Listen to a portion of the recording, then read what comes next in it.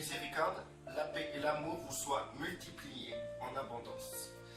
Du coup, alors c'est vrai qu'aujourd'hui, il ne faut pas nier, en tant que chrétien, faisant partie de dénominations chrétiennes ou de fédérations chrétiennes, et en tant que chrétien même au dehors de ces fédérations et de ces dénominations, ceux qui font par exemple aussi des églises de maison, ou ceux qui ne veulent pas d'église de maison mais qui se réunissent au dehors de tout principe, de tout système, de toute structure, de toute organisation, ben, il est vrai que nous pouvons, personne ne peut dire qu'il n'est pas opposé à quelqu'un. Ou personne ne peut dire qu'il est, qu'il s'entend avec tout le monde et qu'il aime bien la compagnie de tout le monde. Pourquoi? Parce qu'en fait, souvent, on aura tendance à vouloir être avec ceux qui pensent comme nous. On voudra être avec ceux qui ont la même vision que nous. On voudra être avec ceux qui interprètent la Bible de la même façon que nous. Et ceux qui pensent autrement que nous, ceux qui ont une autre interprétation de la Bible que nous, ceux qui ont d'autres révélations que nous, eh ben, on va les mettre de côté, on va même les rejeter et on n'aura pas de plaisir de marcher avec eux et donc on les évitera. Et ça, c'est pas ce que notre Seigneur Yeshua nous a enseigné lorsqu'il était sur terre, cet enseignement que nous pouvons voir aujourd'hui à travers les évangiles. Et à travers aussi les apôtres qui ont suivi, qui ont, par l'esprit, enseigné ce qu'ils ont reçu de Yeshua.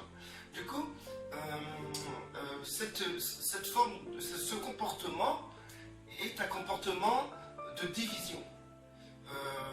Il faut mettre ce mot division à ce comportement, c'est important parce qu'en fait le fait de dire qu'ils ne pensent pas comme nous, donc on ne va pas avec eux, on ne demeure pas avec eux, ou bien on ne va pas se prendre la tête avec eux, ou bien on va les délaisser, et bien ça c'est de la division.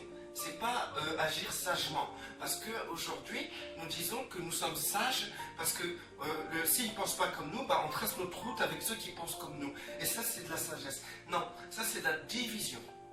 Qu'il n'en soit pas fait parmi qu'il n'en soit pas ainsi parmi les enfants de Dieu.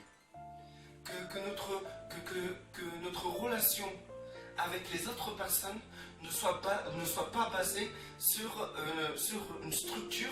Par exemple, les baptistes auront cette théologie baptiste, donc cette pensée baptiste, et ne marcheront pas avec les pentecôtistes, parce que les pentecôtistes n'ont pas la même façon de voir. Et les pentecôtistes ne marcheront pas avec les adventistes, parce que les adventistes n'ont pas la même façon de voir. Ça, c'est la division. Donc, du coup, que notre relation ne soit pas basée sur une structure religieuse, ni par rapport aux Écritures. Alors, je m'explique pourquoi je dis aux Écritures.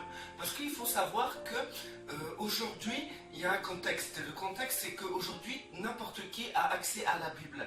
Donc, n'importe qui peut la lire.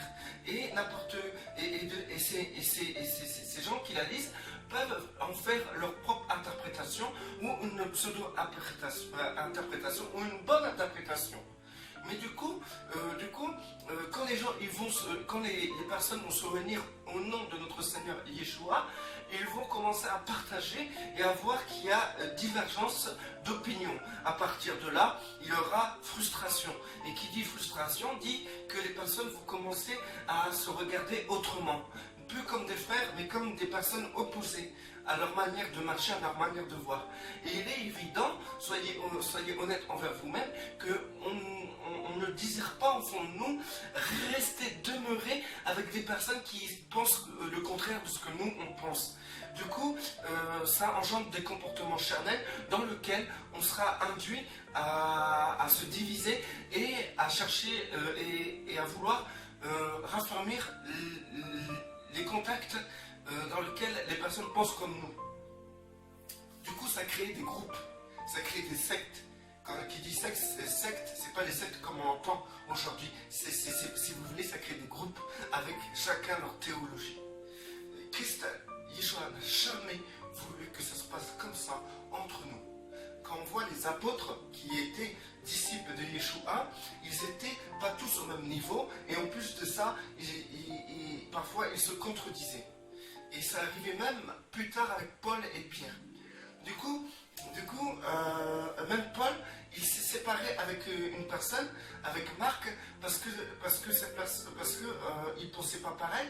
Ou Paul s'est séparé avec un autre compagnon parce qu'il pensait pas pareil. Et du coup, les gens utilisent cela pour pouvoir excuser leur comportement de division. En fait, qu'il n'en soit pas fait ainsi. Il faut savoir que Paul a dû évoluer, a dû grandir de gloire en gloire, remporter le prix jusqu'à la fin de sa vie, tout comme nous. C'est-à-dire qu'il y a des stades dans lesquels nous n'avons pas acquis l'évolution absolue, l'évolution de maturité. Donc du coup, je ne dis pas que Paul n'était pas mature, mais il évoluait de gloire en gloire, comme lui-même il est dit, il tendait à la perfection. D'accord ? Donc, il faut savoir que nous, maintenant, aujourd'hui, nous avons une perception beaucoup plus développée que les premiers chrétiens. C'est pour ça qu'il nous sera demandé beaucoup par rapport aux premiers chrétiens. On devra rendre compte de beaucoup de choses. Parce qu'on a des écritures, on a comme un but des écritures pour avancer, ce que les premiers chrétiens n'avaient pas absolument. Donc chacun aujourd'hui a une Bible. Nous avons hérité du fruit de nos ancêtres qui ont été des martyrs pendant toutes ces années jusqu'à aujourd'hui pour pouvoir conserver la parole de Dieu et aussi pour que nous puissions aujourd'hui bénéficier de leur héritage, de leur croissance et de leur révélation. Du coup, aujourd'hui, nous sommes aptes à nous comporter correctement. Et donc, pour vous dire qu'il n'en soit plus assis parmi nous, qu'il n'ait plus de division parce qu'on ne pense pas pareil. Donc c'est-à-dire que moi je vais être baptiste parce que je pense comme les baptistes, ou je vais être pentecôtiste parce que je pense comme les pentecôtistes, ou je vais être adventiste parce que je pense comme les adventistes. Et moi je vais sortir des églises parce que je pense comme ceux qui sortent des églises. Moi je vais aller dans les églises de maison parce que je pense comme ceux qui font des églises de maison. Non, est-ce que ça ne doit pas se passer ainsi entre nous? Et cela n'est pas un travail dans lequel il y aura une réforme générale, mais par exemple celui qui comprend ce message, qui le met en pratique. Et ce message que j'annonce aujourd'hui, c'est que votre communion fraternelle ne doit pas être basée sur les Écritures ou basée par rapport à une structure. Que votre communion fraternelle soit basée selon l'amour et le respect que l'Éternel nous a demandé, que Yeshua nous a demandé d'avoir les uns pour les autres. Et c'est pour ça, et pour cela, il faut éviter de rentrer dans des détails de théologie ou des détails d'échange, de comparaison ou où on va opposer nos doctrines. Il faut arrêter ça. Parce que la révélation est individuelle. Maintenant, que celui qui pense savoir, qui ne cherche pas à opposer sa doctrine à quelqu'un, mais qui la donne à celui qui est prêt à recevoir. Donc du coup, le fait que chacun sa doctrine, que chacun ses pensées sur tel passage de la Bible ou tel passage de la Bible, et que d'autres pensent autrement, ça créera une séparation. Et si quelqu'un pense comme vous, par rapport à des passages, ça créera des liens. Et de ce fait-là, vous pensez que vous êtes vraiment inspiré dans votre conduite, dans ce genre de conduite. En vérité, c'est charnel. C'est charnel. Maintenant, quand on va avec les frères et sœurs, quand on est avec les frères et sœurs, c'est pas la doctrine, c'est pas, vous ne devez pas être autour de la Bible pour pouvoir partager. Non.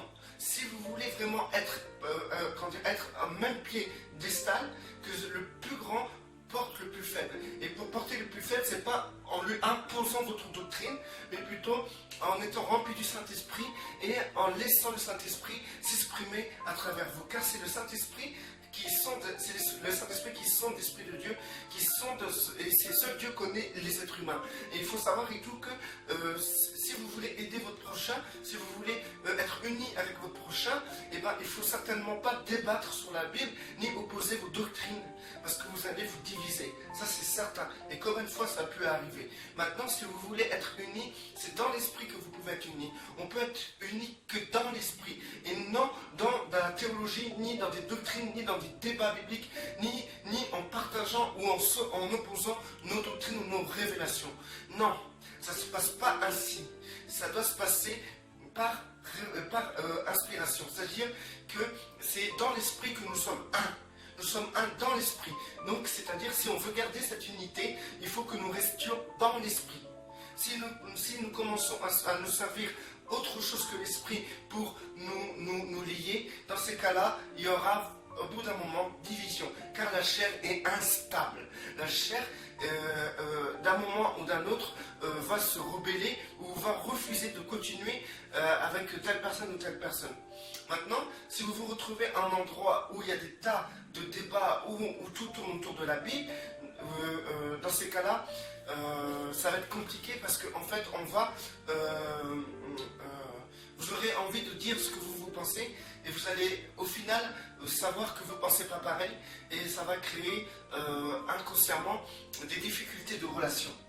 Maintenant, si vous ne voulez pas vivre ce genre de choses et si vous voulez vraiment vivre l'unité de la foi, l'unité, faire une seule âme, il faut rester dans le contexte de l'esprit. Il faut s'exprimer selon votre cœur dans l'esprit. Et surtout, ne pas commencer à vouloir imposer une pensée ou imposer votre manière de voir les choses. Par exemple, si vous voyez qu'un frère il se comporte d'une telle manière ou d'une telle manière, si vous voyez que cela ne joue pas sur son salut, eh bien, laissez-le tranquille. Parce que c'est Dieu, quand ce frère-là a un père, et ce père travaille son cœur. Maintenant, il faut savoir avoir des épaules larges, il faut savoir être ouvert envers les gens. Parce que les gens peuvent être touchés par le Saint-Esprit, mais ils peuvent agir différemment que vous. Ils peuvent se comporter différemment que vous. Par exemple, si vous allez en Angleterre, les chrétiens vraiment consacrés, vous allez les voir, ils se comporteront différemment qu'un Africain consacré. Mais c'est normal. Il y a derrière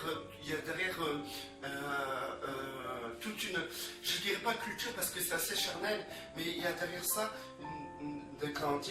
tout un Africain n'est pas comme un Anglais, c'est tout point. Pourquoi chercher loin? Maintenant, par exemple, si vous allez dans la forêt amazonienne, vous allez voir des gens qui sont nés de nouveau, ils ne se comporteront pas comme un Anglais.